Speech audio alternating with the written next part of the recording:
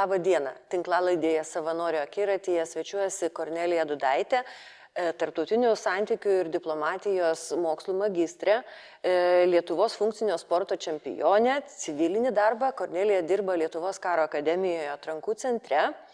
Taip pat Kornelija yra karė savanorė, tarnaujanti vienoje iš savanorių pajėgų rinktinių žvalgybos būryje. Prieš porą metų Lukšos mokymo centre Kornelija baigė pradinio patrulio kursą, šiemet jos laukia pradinis žvalgo kursas. Karė savanorė žino, kad siekti savo tikslo kartais tenka patiriant nesėkmes, o iš nesėkmių išbristi jinai geba savo atkaklumo dėka. Koks yra Kornelijos tvirtumo receptas, kodėl jinai norėjo tarnauti žvalgybos vienete ir kaip jai pavyko įgyvendinti savo svajonę, apie viską iš eilės šiandien ir pakalbėsime. Tai ačiū, labai ačiū už tokį ilgą pristatymą. Aš iš tikrųjų net nustebau, nes kalbant apie mane kaip apie labai didelį žmogų, iš tikrųjų aš esu tiesiog toks pat karys savanoris kaip ir visi kiti. Tai sveiki, mėly kolegos, esami ir būsimi. Aš labai tikiuosi, kad šitą tinklalaidė, šitas mūsų pokalbis atsakys į dalį klausimų ir įkvėps tuos, kurie vis dar abejoja, ar jiems vieta ir ar jie ras ką veikti. Tai mes jūsų visų laukiam, o dabar galim tiesiog susipažinti. Taip, aš norėčiau, kad pradėtume savo pažintį su klausytojais, sakykime, nuo šiokios tokios jūsų gyvenimo pradžios. Pakruojis, miestas, kurį jūs pavadinot mažu kaimu ir jums ten buvo ankšta emocinė prasme, ar kaip? Na ne, iš tikrųjų, Pakruojis yra mažas miestas, net nežinau kaip įvardinti, netoli Šiaulių. Man pasisekė, aš užaugau ganėtinai draugiškoj, nedidelėje aplinkoje, turėjau labai gerą istorijos mokytoją. Jei iš tikrųjų esu dėkinga už tai, kad sugalvojau, jog man reikia studijuoti būtent politikos mokslus, o ne kažką kito, kad jinai man visą laiką sakydavo, kad Kornelija, istorija turi priežasties ir pasiekmės ryšį. Ir istoriją reikia ne kalt, o suvokti. Tai va, ten buvo gera atmosfera užaugti, bet mes visi išaugom iš savo tos gimtosios aplinkos. Ir man visada atrodė, kad gyvenime reikia surasti savo vietą ir ten jau padaryti viską, ką gali. Tai aš tos savo vietos ieškojau, kai jau sugalvojau, kad žinau, kas esu, teko truputį pasigrumti, nes svajonės nėra labai lengvai pasiekiamos, jeigu jos lengvai pasiekiamos, tokios ten ir svajonės. Tai va, bet tas duobetas kelias mane nuvedė ten, kur aš norėjau. O šiaip visiems, jeigu netyčia kas nors klausysis iš mano buvusių klasės draugų, nes iš jų irgi yra karių savanorių, tai linkėjimai Rokai ir visiems kitiem. Tai va, nežinau, tikrai buvo labai gera vieta užaugti. Autostopas. Prieš tapdama studentę jūs juo keliavote, jums ten visai sekėsi, bet ko jūs siekėte tuo klajūnišku gyvenimo būdu? Iš tikrųjų padarėt tikrai gerą žvalgybą mano atžvilgiu. Aš keliavau, dar mokykloje besimokydama pradėjau keliauti ir keliavau dar jau ir studentė būdama. Bet čia, žinot, buvo gūdus 2005-2006 metai. Tos kelionės pirmiausia buvo iš nepritekliaus, nes tikrai neturėjom galimybių, aš užaugau tik su mama, tikrai neturėjau galimybių skraidyti ir pamatyti pasaulio, bet labai norėjau jo pamatyti. Labai daug skaičiau, man visada atrodė, kad kažkur už Lietuvos sienų egzistuoja visiškai kitoks pasaulis ir tuo pačiu buvo labai smalsu, ar jis tikrai toks, kaip rašo knygose. Tai kiekvieną kartą, kai kažką paskaitydavau, labai norėdavau tai pamatyti. Ir paprasčiausias būdas tai pamatyti buvo nuvažiuoti. Tai atsimenu, pasidarai lentelę ant kartono, kur nori važiuoti ir bandai laimę. Man labai pasisekė, aš sutikau labai daug gerų žmonių ir tik gerų žmonių. Manęs niekas nenuskriaudė, man niekas nieko blogo nepadarė. Pamačiau tikrai daug, nes Europoje išvažinėjau skersai išilgai. Aišku, yra tekę ir Azijoje patranzuoti ir kitose šalyse, bet ten jau buvo tokios, sakykime, saugesnės patirtis. O tas pats keliavimo būdas iš tikrųjų labai užgrūdina. Nes vienas dalykas, tu esi visiškai priklausomas nuo kitų žmonių, oro sąlygos yra atskira tema, tu jom niekada nepasiruoši, niekada nežinai, kas sustos, kiek laiko teks prastovėti vienoje vietoje, nežinai, kur tave nuveš, išmoksti orientuotis galų gale. Kai aš keliavau, neturėjau tokio dalyko kaip GPS, visur eidavau arba su papiriniu žemėlapiu, arba iš atminties. Ir visą tai labai praverčia šiandien, bet Jeigu taip atsukčiau laiką atgal, galvočiau, kokia drąsi ir vietom kvaila aš galėjau būti. Bet čia pamokos iš šeimos, mano mama, mano mamos brolis tranzuodavo, tai kažkaip man toks atrodė labai tinkamas, saugus ir labai įdomus keliavimo būdas. Aišku, toks gyvenimo būdas šiuolaikiniai perspektyvoje turbūt atrodytų ganėtinai neatsakingas, bet tada atrodė kitaip. Taip, net ir 10 metų yra ilgas laiko tarpas atgal, o čia mes kalbame apie kokį 15-16 metų atgal. Taip. Po mokyklos baigimo pasidarėt pirmą tatuiruotę ir ten buvo ne kiškutis ir ne gėlytė. Kažkas rimtesnio turbūt. Jo, labai teisingai pataikėt, šiek tiek rimtesnio, pasidariau 2 revolverius, mano pati pirma tatuiruotė. Tiesą pasakius, norėjau pakankamai senai, bet norėjau sulaukti pilnametystės, įsitikinti, ar tikrai noriu. Dėl ko revolveriai? Dėl didelės meilės ginklams ir šaudimui. Ne šaudimui kaip kažkam, bet šaudimui kaip sportui. Tai labai padeda susikoncentruoti, nes esi tik tai tu ir tavo ginklas, labai gerai padeda lavinti dėmesį. Ir galų gale iš šiuolaikinės perspektyvos, iš šiandienos savo, kur aš sėdžiu, man tikrai pravertė ta visa patirtis, kurias aš turėjau, bet mano šeimoje ginklus labai mėgsta. Ir mano mamos brolis labai mėgo, ir kitas mano dėdė labai mėgsta. Ginklas yra toks, sakykime, ypatingas dalykas, tu turi juo rūpintis, tu turi jį prižiūrėti. Ir kiekvieną kartą, kai atlieku šūvį, aš visada galvoju, kad turiu jį vieną. Kad kiekvieną šūvį turiu atlikti kaip vienintelį. Tai labai padeda tiek kontroliuoti save geriau, tiek apskritai kitaip žiūrėti tą procesą. Ir aišku, tatuiruotės užkabina, bet užkabina ne iš tos pusės, kad faina, kad skauda ir noriu darytis, ne, čia būtų visiškai nenormalu. Aš tikrai daugiau turėčiau, jeigu taip neskaudėtų. Bet užkabina tas pats savęs transformavimo momentas, nes tu gali pasirinkti, kaip tu atrodysi. Ne gamta už tave nusprendžia, ne kažkokie tai genai ar kažkas, bet tu pats nusprendi, kaip tu atrodysi. Tu gali pasirinkti, kas bus ant tavo odos. Ir aš manau, kad didžioji dalis žmonių, kurie turi tatuiruočių, jie jas darosi su tam tikra prasme ar priežastimi ir tos tatuiruotės ant jų odos vis tiek kažką žymi. Mano atveju tai žymi tam tikrą gyvenimo etapą, kurį aš uždariau. Aš labai mėgstu savo tatuiruotės, neatsisakyčiau nei vienos, bet ar daryčiausi daugiau? Ne. Ar man jų daugiau reikia? Irgi ne. Tiesiog su paskutiniosiomis aš savotiškai užverčiau puslapį.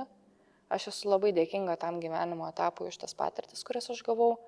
Ir tos tatuiruotės man jas primena, tai kaip savotiškas gyvenimo pamokos, kurias aš turiu. Ar tai būtent taip reikėtų įprasminti savo patirtis? Na, manau, kad čia labai asmeninis dalykas. Žmonės dažniausiai renkasi tai, kas jiems yra priimtina. O mano atveju tiek klausantis tam tikros muzikos, nes aš tikrai paauglystėje labai sunkią muziką mėgau, tiek būnant tam tikroje kompanijoje žmonių, tai atrodo kaip ir natūrali tąsa, kuri užsibaigia pasibaigus tam gyvenimo etapui. Taip, sakot, kad jūs dėkinga visoms patirtims, kurias gavote, bet sakyčiau, jūs turėtumėte dėkinga būti ir savo pačiai, nes jie tas patirtis pati ir įsivėlėte. Kaip dabar su ta patirtimi ta PSMI? Kodėl? Iš tikrųjų, žinot, aš net nežinojau apie tą PSMI, jeigu taip nuoširdžiai. Kai reikėjo pildyti dokumentus dėl stojimo, atsimenu, mamos brolis, mano dėdė, iš tikrųjų labai daug man gyvenime įtakos padarė žmogus. Sako, nu tai tokia kaip tu, tai arba į karo akademiją, arba į PSMI. Sakau, kas tas PSMI? Ai, tai ten Lopatos kažkoks institutas. Galvoju, o ką ten, sakau, reikės daryti? Sako, tau istorija patinka, tau faina bus. Ir tas mane labai užkabino, nes istorija man tikrai labai patiko. Kad ir kokiam kaimelį gyvenau, kad ir kokią patirtį turėjau, bet mokytoją turėjau labai gerą, iš tikrųjų, kuri labai stipriai užkabino. Ir sakau, man istorija niekada nebuvo mokslas, istorija yra priežasties ir pasiekmės dėsnių suvokimas. Tai iš esmės, kad visa žmonijos istorija nuo pat akmens amžiaus iki dabar yra blogų ir gerų pasirinkimų ir to pasiekmių visuma. Tai va, ir pridaviau šitos dokumentus, įstojau šitą PSMI, atsimenu, ateinu kažkurią tai dieną, gal net ne pačią 1 rugsėjo, ir suprantu, kad sėdžiu aš, tuo momentu ganėtinai gotiškai atrodanti, ir aplinkui visi su kostiumėliais, švarkeliais ir lagaminėliais ir tokie visi būsimi diplomatai. Ok, galvoju, kur aš čia pataikiau. Ir visą pirmą pusmetį aš savęs klausiu, kur aš čia pataikiau. Nes vienas dalykas, turėjau ir tą tokį mažo miestelio sindromą savyje, man tikrai atrodė, kad aš ne savo vietoje, kad aš nepakankamai gera, kad su jais galėčiau mokytis, kad man neužtenka žinių ir suvokimo ir apskritai, kad pas mane smegenų dantračiai netaip sukasi. O paskui galvoju, jeigu galit, jūs galiu ir aš. Ir ta meilė mokslui, būtent istorijos mokslui labai pagelbėjo tos pirmus metus pratempt, nes mes turėjom daug tokių bendrinių dalykų. Tada, aišku, atsirado draugystės, atsirado geri blogi dėstytojai, visas tas tipinis studento gyvenimas ir mes išvažiavome į mainus su Karo akademija. Ten būdavo toks tas PMI ir Karo akademijos projektėlis apsikeitimo studentais. Taip, tas PMI studentai važiuodavo palakstyti su uniforma, Karo akademijos kariūnai atvažiuodavo į tas PMI. Aš atsimenu, praėjau akademijos vartus, užvilko man uniformą ir aš taip supratau, kad nepaisant to, kad čia sėdžiu aš su savo mėlynais dredais, kas ten visiems atrodė, bet kokia egzotika, supratau, kad aš esu savo vietoje. Kad man tinka disciplina, man tinka tvarka, man visiškai viskas suprantama, nieks nekelia jokių klausimų, nes yra tvarka, yra taip, kaip yra pasakyta ir jinai man tinka.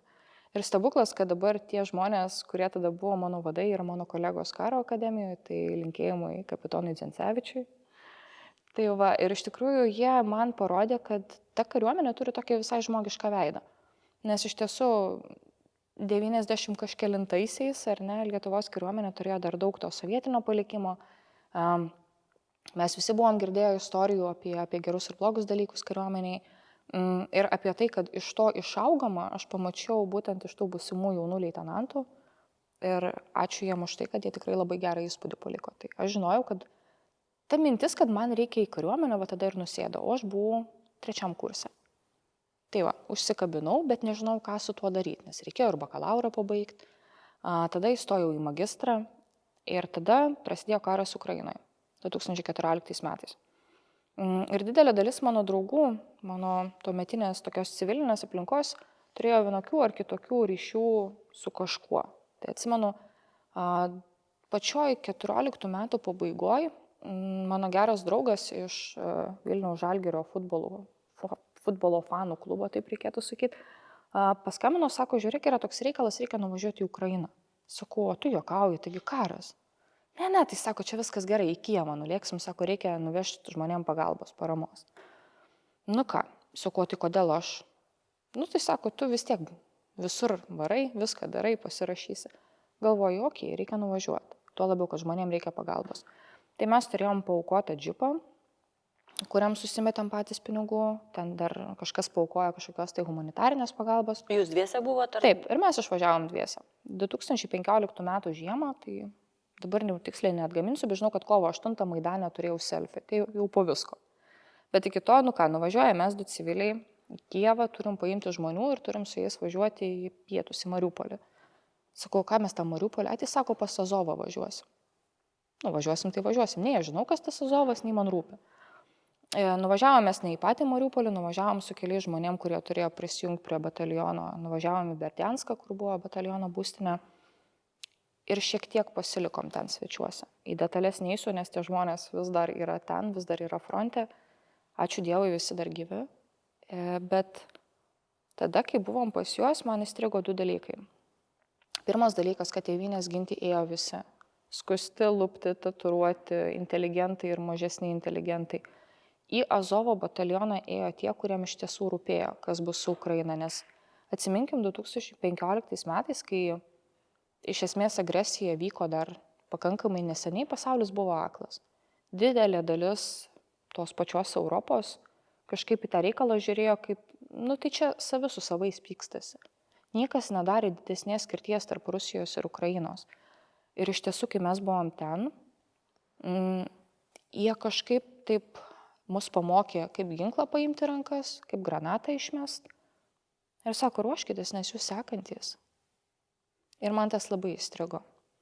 Kai grįžom į Lietuvą, sakau kolegai, nesakau, aš taip negaliu visko ramiai palikti. Ir pradėjau ieškoti būdo, kaip ateiti į Lietuvos kariuomenę. tada buvo vienintelis variantas baziniai kariniai mokymai BKM. Ir aš labai norėjau suspėti paskutinį BKM traukinį, nes kažkaip pasklido gandas, kad viskas BKM nebebus. Paskutinis ten kovo mėnesį. O aš grįžau kovo 8. Čia jau ant dienų viską reikia. Ir aš atsimenu, lėkiu pasikonsultuoti dėl medicinos, ar aš ją praeisiu ir man sako, ne, mergaitė, kur tu tokia? Pas mane ausyse tokie didžiuliai auskarai tuneliai buvo. Sako, kur tu tokia eisi, kas tau čia, ką tu čia dabar? Opa, gerai galvoju. Jūs man sakote, aš negaliu? Na gerai, aš rasiu būdą, kaip pateksiu, ne? Tada pabaigiau magistrą, susitaupiau pinigų ir atėjau dar kartą į medicinos komisiją, bet jau užsiutom ausim. O kam tie pinigai sutaupyti medicinos komisijai? Šitos ausys, kokios jos dabar yra, čia yra plastikos chirurgo darbas. Šit kaip. Taip, man reikėjo chirurgo, kuris sutvarkytų ir tai nėra labai pigus malonumas, bet buvo verta. Kažkaip nekilo klausimų, ar daryti ar nedaryti, buvo klausimas kada.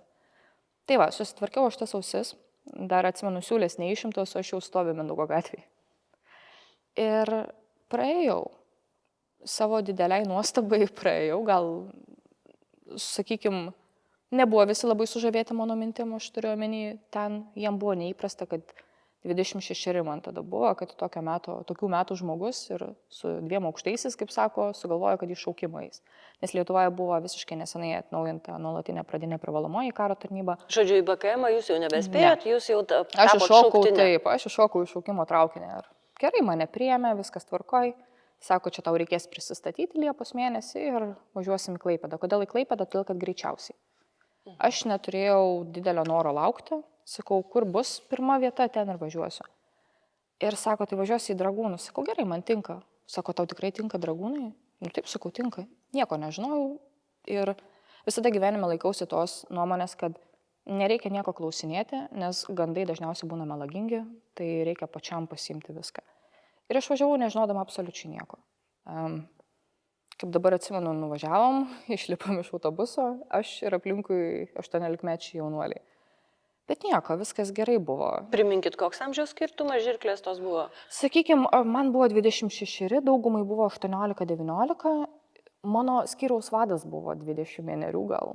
Buvo neįprasta, bet priėmiau tą kaip pamoką, kad taip turi būti, kad žmonės, kurie man įsakinėja, turi įsakinėti, o aš turiu daryti. Kad tai nėra ta vieta, kur aš turiu prabangą pati kažkokius sprendimus priimti. Iš tiesų tai buvo labai įdomi patirtis, nebuvo man tokio didelio šoko gal kaip kitiem, nes aš žinojau, kad aš noriu ir tada nubraukiau į antrą planą visus tokius, sakykime, buitinius nepatogumus. Bet jų be abejo buvo. Aš, kaip dabar atsimenu, 3 tarnybos dieną paprašiau, kad kambario draugė man plaukus nuskustų. Dėl 2 priežasčių. Vienas dalykas, seržantas, mūsų būrininkas vis sakydavo, Dudaitė, kodėl pas tave ant galvos makaronų bliūdas. Mano plaukai labai neklusnus, man tikrai reikia įdėti pastangų, kad jie tokie būtų. Vis dar su tokiu juokingu akcentu, kai manęs paklausdavo, aš galvodavau, kad aš čia tuoj gausiu velnių ir man bus negerai, tai galvoju, reikia užbėgti įvykiam už akių. Kitas dalykas, tai čia dar buvo tie gūdus laikai, kai šiltas vanduo buvo prabanga. Tai kažkaip merginos susitaikė su tuo, kad taip tenka pakentėti, aš sakau, ne, aš čia nevargsiu. Tai va, buvo geras sprendimas, iš vienos pusės, aišku, buvau iš ten labai savotiška su ta plika galva, bet tarnyba tikrai palengvino. Buvau tiesiog dar vienas karys iš tų visų 600, kiek ten mūsų buvo. Greičiau susiruošdavot, galėjote. Taip, iš tikrųjų taip, turėjau daugiau laiko savo, turėjau daugiau laiko sportui, jis visą laiką kažkur pas mane fone egzistavo, tiesiog sportas buvo kaip savotiška, sakykime, pagalba savo, vienas dalykas, ir pagalba savo ta prasme, kad nebūčiau našta. Kad nebūčiau našta kolegom, kad sportuočiau tiek, kad galėčiau pasinešti kuprinę, kad galėčiau bėgti, judėti ir dengti, kaip ten lakstydavom po mišką visai savo dengiu. Tiesiog, kad nebūčiau paskutinė. Viskas buvo labai paprasta. Žinojau, kad tikrai man bus sunkiau negu vaikinam. Čia yra neišvengiama, bet galvoju, jau tikrai taip nebus, kad jūs mano kuprinę neštumėt. Ir nebuvo. Viskas pavyko. Tie 9 mėnesiai iš tikrųjų prabėgo labai greitai. Jeigu dabar atsukčiau laiką atgal, sakyčiau, duokit bent jau metus tos tarnybos. Nes tai nėra kažkas tokio baisaus, kažkas tokio engiančio, tave spaudžiančio ar panašiai. Aišku, būna visko, vadų mes turim visokiausių, jų nepasirinksi, bet tu gali pasirinkti, kaip tu reaguosi. Tu negali pasirinkti žmogaus, kuris tau duoda komandą, bet tu gali pasirinkti, kaip tu į tai sureaguosi. Tu gali nepriimti į širdį kiekvieno dalyko, kas tau yra sakoma, nes tu ten tiesiog esi statistinis vienetas. Tu turi išmokti būti statistiniu vienetu. Nes kad tu galvotum, tu jau turi suvokti kažką aplinkui, o ką žmogus tik atėjęs į tarnybą, ką jis gali suvokti, jį reikia suformuoti. Tai va, tai jam pavyko puikiai.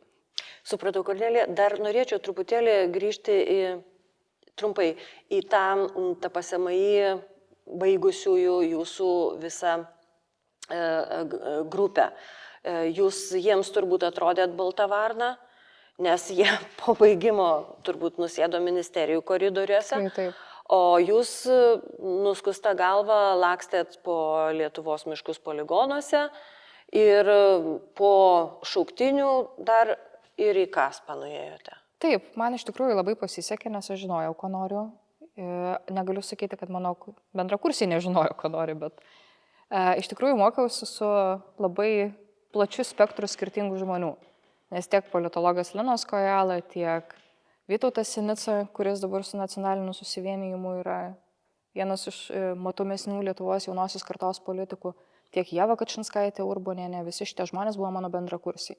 Sakytum, visiškai 3 skirtingos prabos, skirtingos rūšies, bet visi buvo iš to paties kurso. Ir taip, aš nemanau, kad aš ten buvau kaip visi, tikrai nebuvau. Bet to nematau ir kaip trūkumo, nes ką man gyvenimas užaugino, tai stuburą priimti save tokią, kokią aš esu ir nematyti to kaip trūkumo. Užtruko, tikrai užtruko, bet kiekvienas mes turim savo vertę būtent tuo, kuo mes skiriamės nuo kitų. Tai aš manau, kad jie yra geri tose srityse, kuriuose jie yra, o aš esu gera ten, kur esu ir man labai pasisekė, kad man pavyko atsidurti ten, kur aš save mačiau. Nes nepaisant to, kiek pastangų reikėjo ir kiek kartų reikėjo bandyti, aš vis tiek žinojau, kad aš atsidursiu. Pamažu prieiname prie lemtingo Kaspe tarnybos momento, kai jūs nusprendžiate 4 kartus iš eilės bandyti tapti žvalge. Taip, jeigu dar pridėjus 5, tai kai buvau šaukime irgi bandžiau. Bandžiau gal ne visai tinkamas žodis. Kai buvau šaukime, žinojau, kad ten noriu, bet dėl objektyvių priežasčių merginas nebuvo tiesiog kur apgyvendinti. Tai supratau, kad nepavyks, bet šitas dalykas užsifiksavo, kad taip reikia praeiti atranką. Atranka nėra malonus dalykas. Sakykime, atranka yra nemaloniausias tarnybos dalykas. Bet nieko keisto, jinai neturi būti maloni, jinai yra skirta tave patikrinti, o ne paglostyti. Ir aš žinojau tiek, kur aš einu, tiek į ką aš vėliuosi ir ką man teks paaukoti. Klausimas buvo, kiek kartų man pasakys ne, iki kol pasakys taip. Ir ironija tame, kad pirmą kartą aš ėjau Klaipėdoje, nes tada po šaukimo dar buvau pasilikus ten. Taip pat ėjau Vilniuje, kai grįžau gyventi čia.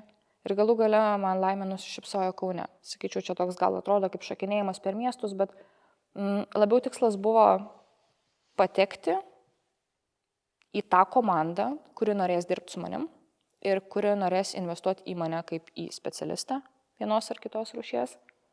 O vieta, kur tai reikės daryti, buvo visiškai nesvarbi. Nes kolektyvas yra svarbiau negu vieta.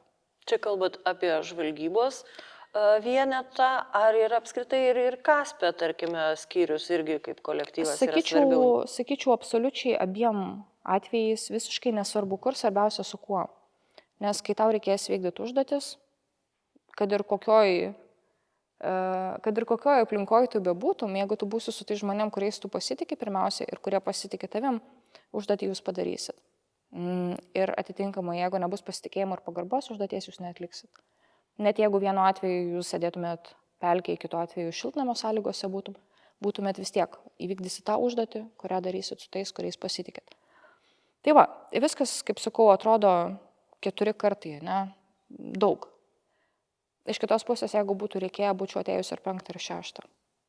Labai dažnai šiais laikais žmonės po nesėkmės sako, man reikia susirinkti save, aš nebegaliu, man reikia laiko ir taip toliau. Kaip jūs surinkdavot save, kad bandyti dar kartą ir dar kartą? Aš net nesakyčiau, kad man labai reikėjo save rinkti. Kiekvieną kartą, kai man pasakydavo ne, būdavo pirmas klausimas, ar tai yra objektyvi priežastis, ar aš kažko nesugebu. Tarkim, aš nesugebu pakankamai gerai plaukti, ar ne, nes aš bijau vandens. Vadinasi, kad mano veiksmai, aš einu į baseiną. Iš tiesų, tai aš tikrai labai bijau vandens. Mūsų pirma atranka Dragūnuose, dar kai buvau šauktinė, pirmas sąlytis su vandeniu buvo skandinimas. Tai iš tikrųjų nepaliko gero įspūdžio, bet tai yra visiškai normali praktika. Dėl ko? Dėl to, kad reikia patikrinti, kaip žmogus reaguoja į tokias ekstremalias situacijas, kaip jisai tvarkosi su panika. Tuo momentu aš su jie tikrai nesusitvarkiau, vadinasi, aš turiu trūkumą, vadinasi, su tuo reikia dirbti. Bet baimė atsirado tada, kai jūs skandino, ar šiaip jinai Aš tyvuliavo apskritai kažkur? neturėjau gero santykio su vandeniu, nebuvau gera plaukikė, aš jo šiek tiek vengdavau, bet tada tikrai supratau, kad man skęsti nepatinka. Kaip bebūtų keista, ar ne? Bet ilgas darbas baseine atsipirko, dabar aš pati vedu savo kolegoms užsiėmimus baseine ir mokau juos plaukti. Ką tai reiškia? Tai reiškia, kad viskas gali būti pataisoma, nėra nepataisomų trūkumų. Kitas dalykas, ką reiškia susirinkti save, tai vadinasi, kad kažkas kitas tau gali įdėkti, kuo tu esi. Na ne. Jeigu tu esi susiformavęs žmogus, kuris suvokia, kas jis yra ir ko jisai nori, jokios pastabos iš šono negali tavęs paveikti, tokiu atveju, jeigu tu esi įsitikinęs savo teisumu. Vadinasi, objektyviai įsivertinam, ko trūksta, nes tikrai, kai tu kažko negauni, reiškia negauni to nebe priežasties. Tiesiog yra objektyvios aplinkybės ir subjektyvios aplinkybės. Subjektyvios aplinkybės gali būti simpatijos, antipatijos, kurios tikrai visada daug lemia, bet niekas neprames tavęs, jeigu būsi pats geriausias. Vadinasi, reikia daryti tol, kol toks būsi. Ir aš tikrai labai sunkiai dirbau. Ir sveikinu tapus žvalge. Taip. Ir esate praėjus pradinį patrulio kursą, tenai buvo mokoma išgyvenimo, taip daugelis ir apskritai įsivaizduojame žvalgo tarnybą, kad jisai mokomas išgyventi miške. Tai gal galite man pasakyti miške ar kažkokioje vietovėje nedraugiškoje, gal jūs man galite pasakyti, kiek laiko pati viena galėtumėte išgyventi be vieno bato, su dilgelių puokšte vietoj salotų ir su vabalu vietoj baltymų batonėlio. Iš tikrųjų, tai kiek laiko žmogus gali būti vienas, tai tiek, kiek reikės, mano atveju. Mes visi kažkaip labai esam gal pripratę gyventi kažkokiam tai burbule, bet yra žmonių rūšis, kuriems vienatvė nėra nei kančia, nei nemalonu, nei sunku, nei baisu. Iš tikrųjų, per tą kursą, kada mes ir susipažinom, per pradinį patrulio kursą, didžiausias džiaugsmas būdavo orientaciniai žygiai, nes juos einant mes būdavom vieni. Ką reiškia, kai tu esi vienas, reiškia, tu pats už save atsakingas. Vadinasi, tau nereikia sukti galvos, kad tavo kolega nuvestų, kur reikia, kad kažkas aplinkui nepadarytų klaidos, kad jums nereikėtų sukti papildomų kilometrų, kad nereikėtų rūpintis, jo kažkas kažką pametė ir panašiai, tu esi atsakingas pats už save. Vadinasi, kiekviena tavo klaida yra tavo paties problema. Tai kiek man reikėtų išbūti, niekada to netestavau. Bet kadangi labai daug metų praleidau keliaudama viena, tikrai nemažai manau, kad susitvarkyčiau. Kitas dalykas yra, kariuomenė mus padaro tokiais edukuotais benamis, kaip aš sakau. Mes labai gerai mokam pasidaryti dalykus iš parankinių priemonių. Galim pakentėti tada, kada yra šalta, šlapia, nemalonu, galim pareiti orientacinį ir su vienu batu, manau, kad ir apskritai be batų galėtumėm. Bet kitas klausimas, ar to reikia ir kokia to kaina. Ar jeigu nori kažkam kažką įrodyti, ar tikrai verta aukoti sveikatą. Vienas dalykas yra atlikti užduotis tada, kada jos yra reikalingos, sakykime, tam, kad praeitum kursą, tam, kad įvykdytum užduotį, bet kasdieniam gyvenime aš tokių ekstremumų tikrai nedaryčiau. Tiesiog dėl to, kad į viską žiūriu šiek tiek iš ilgalaikės perspektyvos, kad man reikės pakankamai geros sveikatos, kad aš galėčiau padaryti tai, kas dar manęs laukia, kad aš galėčiau įvykdyti užduotis, kurios manęs laukia. Lygiai taip pat mes visi Lietuvos kariuomenės kariai, nesvarbu, ar mes esam kariai savanoriai, ar mes esam profesinės karo tarnybos kariai, mes visi ruošiamės kam ginti Lietuvą. Tam, kad tu galėtum ginti Lietuvą, tu turi būti tam pasiruošęs. Tiek psichiškai, tiek fiziškai, tiek apskritai kaip tam tikros rūšies specialistas. Vadinasi, išbarstyti sveikatą pakeliui ir paskui neturėti iš ko būtų labai trumparegiška. Tai aš stengiuosi vaikščioti su abiem batais, bet jeigu reikės, pasidarysiu juos iš to, iš ko man lieps, arba iš to, ką patirasiu. Žodžiu, Tiesiog galėtumėte taip. ir tą vabalą suvalgyti, jeigu reikėtų. Yra tekę, nebuvo tai baisu. Tikrai tai nėra baisiausia, kas būna žvalgyboje. Tai vat apie tuos žvalgybos džiaugsmus ir tuos sunkumus ir tuos intelektualinius turbūt iššūkius. Taip, tas, kas galvoja, kad žvalgas yra arklys, kuris daug neša, tai ne. Tam absoliučiai nėra jokio pagrindo taip sakyti, taip mūsų užduotys yra sunkios, bet žvalgas ypatingas tuo, kad būdamas pavargęs fiziškai, jisai turi turėti pakankamai gerus kognityvinius gebėjimus, turi turėti gerą atmintį, turi sugebėti rasti savyje jėgų padaryti tai, ko reikia. Turi pasižymėti ir pakankamai gerų emocinių intelektų, nes kodėl aš taip sakau? Iš esmės, žvalgas turi veikti nedraugiškoje teritorijoje, jisai turi sugebėti apgauti tą, kuris nori jį sučiupti. Tam, kad tu apgautum savo priešą, tu turi būti gudresnis už jį. Ir į tą gudrumą susisumuoja labai daug skirtingų įgūdžių. Atmintis absoliučiai, sakyčiau, pats pagrindinis dalykas, ko reikia žvalgui, nes tikrai ne visada tu turėsi žemėlapį, tikrai ne visada galėsi užsirašyti. Tai, ką tu nešioji ant pečių, kas yra pas tave galvoj, tai yra tavo didžiausias ginklas, aišku, po švaraus ginklo. O jeigu labai rimtai, tai sakyčiau, gal netgi kognityviniai gebėjimai, apibendrinant, ar ne, tiek tavo gebėjimas įsisavinti informaciją, tiek tavo gebėjimas suvokti, kas yra svarbu, kas yra reikšminga, kas yra antraeilės svarbos dalykai. Visi šitie aspektai, jie labai svarbus.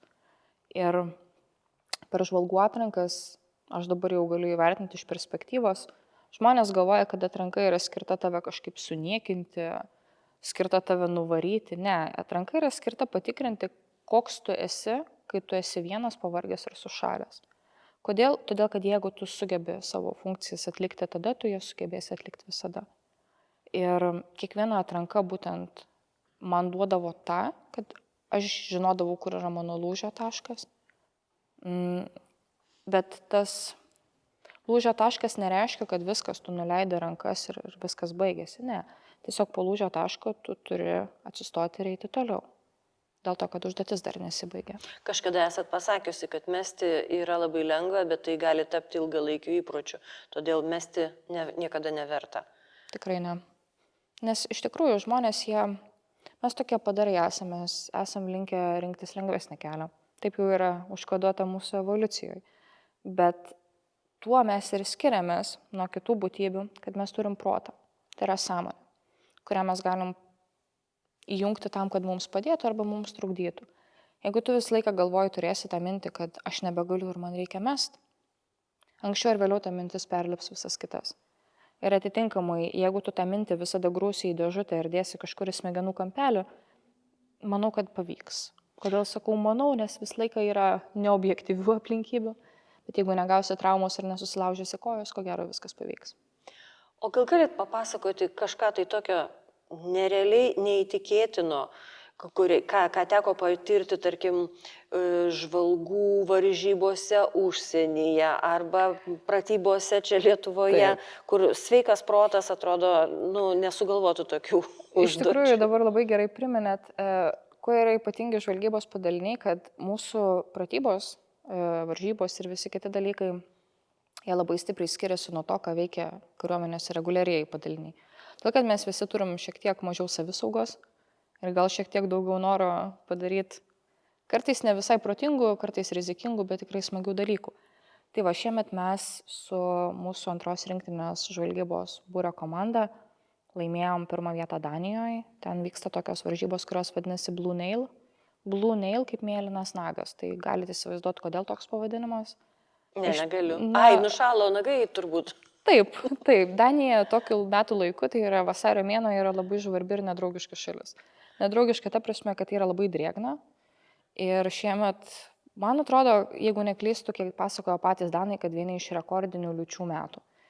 Vadinasi, mūsų visas maršrutas ėjo, žinot, yra toks filmukas apie Vietnamą, kurie ten ryžių laukuose stovi ir berods kariai iki kelių purve ar kažkas panašaus. Tai va, panašiai ir mes atrodėm. Nes visas 2 paras, kiek mes ten buvom, tiesiog visą laiką bridom purvu. Bet kadangi sakiau, kad mes esame šiek tiek lengvai nušokę, jeigu galima taip pasakyti, tai mūsų vedlys visą laiką vedė mus be kompaso. Aš pirmą kartą mačiau žmogų, kuris gali eiti be kompaso nepažįstamai valstybei, visiškai lengvai orientuodamasis, pasižiūrė į dangų, sako, tai šiaurė ten ir nueina, mes visi tokie, ką? Kaip? Bet jo, jisai turi tokį sugebėjimą, tai linkėjimai mūsų vedliui. Ir iš tikrųjų, kai tu eini tokį didelį atstumą, mes nuėjom beveik 70 km, tai natūraliai jau pats iššūkis yra tiek įveikti. Visgi eini netuščiom, nešiesi ginklą, kuris yra tau visiškai svetimas, nes ginklus mums davė danai. Darai tokias užduotis kaip nusileidimas, net nežinau kaip lietuviškai vadinasi zipline, tai yra tarp 2 taškų ištemptas trosas. Ir tu iš vieno taško turi nusileisti kitą ir tu tiesiog čiuoži tuo trosu. Tai kaip atrakcionas atrodo. Taip, tik tiek, kad tai darai su visa ekipuotė, su ginklu, dar vidury nakties, ir tu net neįsivaizduoji, kur tu esi. Ir kažkurio momentu tas trosas užstringa. Ir gerai, jeigu tavęs kitoj pusėje laukia kolegos ir jie tave tiesiog partempia. O jeigu ne, tada taip ir kabaliuoji kažkur, neaišku kur. Bet tai yra numatyta tas strigimas? Taip, taip. Tai visas tas yra tokia viena didelė kolektyvinė užduotis, kad vienas kitam turite padėti. Plaukiam per fjordą. Buvo šalta, tikrai buvo šalta. Nesu, man atrodo, buvus tokiam šaltam vandenyje. Atrodo, kad pas mus eketės yra šiltesnis negu pas juos fjordas. Ir tave šitos srovė visą laiką neša į jūrą. Ir kas iš kolegų sugebėjo ir drabužius pamest ant kiek stiprių srovė, aš nejuokauju, rimtai. Tiesiog srovė nuplauna nuo tavęs drabužius, su kuriais tu kelies. Tai va, čia tik 1-2 užduotis iš to, ką mes ten darėm. Bet iš tikrųjų didžiausia užduotis buvo mums visiems, sakyčiau, išlaikyti komandą, nepalūžti, nepasidaryti priešais. O lengva susipykti? Ir taip ir ne. Manau, kad apskritai žmonėms yra labai lengva susipykti, kai yra ekstremalesnės situacijos. Sakykime, kai tu esi pavargęs, nevalgęs, nemiegojęs, negeręs, visoks koks, tu pasidarai irzlus. Jeigu keli žmonės tampa irzlus, užsisuka toks, kaip sakykime, didelis irzulys komandos viduje ir tada labai lengva nusimušti nuo pagrindinio tikslo, sakykime taip. Mums labai pasisekė, nes mes šiaip esame labai gerai susidirbęs kolektyvas, žmonės, kurie važiavo ten, taip gerai vieni kitus pažįsta, kad mes suprantam vieni kitos be žodžių. Mums nereikia tartis, mums nereikia kažko, tu pasižiūrai kolegą, tu žinai, kad jis nori eiti kitą pusę, nes jis tave pasižiūrėjo ir pakreipė akis. Atrodo keistai, bet iš tikrųjų taip yra. Kitas dalykas, mes pasitikime vieni kitais. Kas skiria žvalgus nuo visų kitų Lietuvos kariuomenės padalinių, tai yra tu pasitikė savo kolegą praktiškai besąlygiškai, nes tu su juo buvai, tu žinai, koks jis yra, nes tu jį matėjai visose įmanomose situacijose. Ir tu žinai, kaip jisai elgiasi, kaip jisai reaguoja ir jis lygiai tą patį žino apie tave. Tai mums dėl to yra pakankamai lengva. Ir minėjot, atsiprašau, kad pertraukiau, bet noriu sugrįžti ir minėjot, tikslas buvo nesusipykti. Taip, tikslas buvo praeiti viską, nes praeitais metais mes ten dalyvavę padarėm taktinę klaidą, nepraėjom viso maršruto. Turėjom tiesiog nesusikalbėjimą, gal dėl kalbos barjero, gal mes patys kažko nesupratom, bet nuėjom praktiškai visą maršrutą, liko viena atkarpa, kurios mes nežinom, kad reikia įveikti. Nes būtumėm įveikę, ko gero ir praėjusiais metais būtumėm lipę ant pakilos. Bet pasidarėm išvadas, tai tikslas buvo praeiti viską, o praėjom taip gerai, kad atėjom pirmi. Tai čia iš tikrųjų buvo staigmena visiems, bet ne mums, nes aš tai savo komandą tikėjau visą laiką, nes jie yra geri, aš žinau, aš su jais dirbu. Bet tai nėra, kad mes taip, kaip sakau, iš nieko iššovėm. Mes labai kryptingai dirbam, nes žvalgybos būry, būtent ten, kur aš esu jau 3 metus, praktiškai 4 beveik, ir per visą šitą laiką aš mačiau, kiek žmonės įdeda pastangų. Nes kario savanorio tarnyba neprasideda šeštadienį 8 ryto, kai tave pašaukė į pratybas ir nesibaigė sekmadienį 18 vakaro, kai pratybos baigėsi. Kario savanorio tarnyba yra nepertraukiamas dalykas, tiesiog ne visada tu ją atlieki su uniforma. Labai didelę dalį dalykų, kurių mums reikia išmokti, mes mokome savarankiškai. Bent jau, sakydama mes, aš turiu omeny žvalgybos padalinio karius. Yra labai didelis kiekis dalykų, kurių kariuomenė ne visada ir gali mus išmokyti. Ne visada tam yra numatytos procedūros, ne visada tam yra numatytos tvarkos.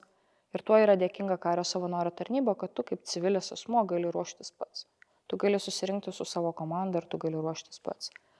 Ir mes vėl sugrįžtam prie to, kuo mes iš tikrųjų esame ypatingi, ar ne?